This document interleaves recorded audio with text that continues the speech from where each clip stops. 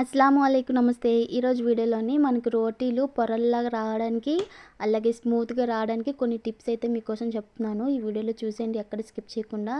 అలాగే రోటీకి ఏ కూరైనా బాగుంటుంది. నేను ఇక్కడ కొమ్ము శనగలు కర్రీ చేశాననమాట. అలాగే ఈ వీడియోనైతే స్టార్ట్ చేద్దాము. మీరు ఎక్కడ స్కిప్ చేయకుండా అయితే ఫస్ట్ చూసేయండి. ఇక్కడ నేను ఒక 2 కప్పుల వరకు గోధుమ పిండి తీసుకున్నాను. అంటే 250 ml తీసుకున్నాను.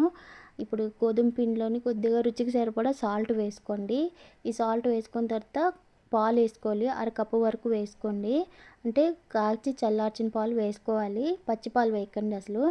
ఇప్పుడు ఇందులోనే ఆయిల్ కూడా 4-5 టేబుల్ స్పూన్ వరకు వేసేసుకోండి. ఆయిల్ వేసిన తర్వాత దీని ప్లేస్లో మీరు గీ కానీ బటర్ కానీ వేసుకోవచ్చు. కాకపోతే ఆయిల్ వేసుకుంటే స్మూత్గా వస్తుంది. అలాగే కొద్దిగా వాటర్ వేసుకొని ఈ సాల్ట్ మొత్తం కరిగేంత వరకు కలుపుకొని ఆ తర్వాత పిండిని మొత్తాన్ని ఇప్పుడు వీడియోలో చూపిస్తున్నాను కదా, కొద్దిగా వాటర్ వేసుకుంటూ పిండిని మొత్తాన్ని ఒక ఉండలాగా వచ్చేంత వరకు కలిపేసుకోండి. ఇలా వచ్చిన తర్వాత ఒక పావు గంట సేపు ఈ పిండిని నాననివ్వాలి. ఇప్పుడు ఎంత నానితే అంత బాగా మెత్తగా వస్తాయి రోటీలు. అలాగే ఇప్పుడు నానిపోయింది. ఇప్పుడు ఈ పిండిని మొత్తాన్ని ఒకసారి మళ్ళీ కలిపేసుకుంటున్నాను. ఆల్రెడీ నేను కిందనంతా క్లీన్ చేసేసాను. క్లీన్ చేసి మళ్ళీ ఆ పిండి ముద్ద మీద కొద్దిగా పిండి వేసేసుకొని 2 భాగాలుగా చేసి పెట్టేసుకుంటున్నాను. ఫస్ట్ మనకి ఎన్ని కావాలో అన్ని చేసేసుకోండి. నేను ఒకసారి మళ్ళీ రోల్ చేసి మనకి ఎన్ని వంటలు కావాలో అన్ని కట్ చేసేసుకుంటున్నాను. లేదు అనుకుంటే మీరు చేత్తోనైనా తీసుకోవచ్చు. ఇలాగ ఈజీగా ఉంటుందని చెప్పి ఇలా చేస్తున్నాను. అలాగే మనం ఇలా మొత్తం అంతని రోల్ చేసేసుకొని పక్కన పెట్టేసుకోండి. ఇలా పక్కన పెట్టేసి ఇప్పుడు పిండి మీద రోటీ మీద కొద్దిగా పిండి వేసేసుకొని ఒకసారి బాగా పామేయండి. ఇలా పామిన తర్వాత ఆయిల్ వేసుకోండి. ఆయిల్ వేసిన తర్వాత ఇప్పుడు నేను చూపిస్తున్నాను కదా, ఇదే విధంగా 4 పక్కల ఫోల్డ్ చేసేసుకోండి. మొత్తం అంతా బాగా ఫోల్డ్ చేసేసుకొని ఇప్పుడు మళ్ళీ ఇందు మీద పిండి వేసుకొని ఇప్పుడు మెయిన్ ఇదే అనమాట. మనకి పొరలు రావాలి అంటే ఒకసారి బాగా చూడండి. నేను రోటీని మధ్యన ఎక్కువ పామట్లేదు, అడ్జస్ట్ మాత్రమే నేను పాముతున్నాను. మధ్యలో పామేమనుకోండి పల్చగా అయిపోతుంది, సైడ్ మొత్తము తిక్కుగా వచ్చేస్తుంది.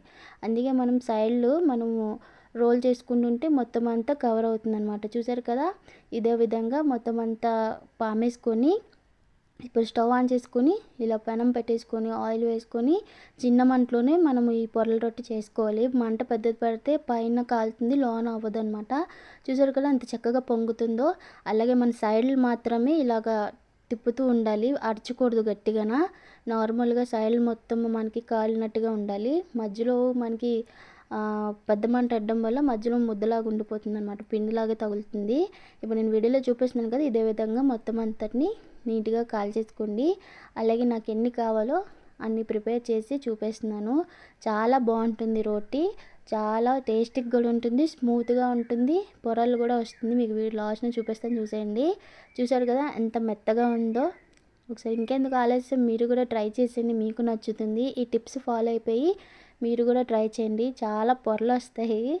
అలాగే మీకు ఏ షేప్ కావాలంటే ఆ షేప్లో చేసుకోవచ్చు. ట్రయాంగిల్లో కూడా చేసుకోవచ్చు. సేమ్ ఇలాగే ఆయిల్ వేసుకుని ఫోల్డ్ చేసుకుంటే మనకి ఇలా పొరలలాగా వస్తుంది. దీనికి ఏం కర్రీ అయినా బాగుంటుంది.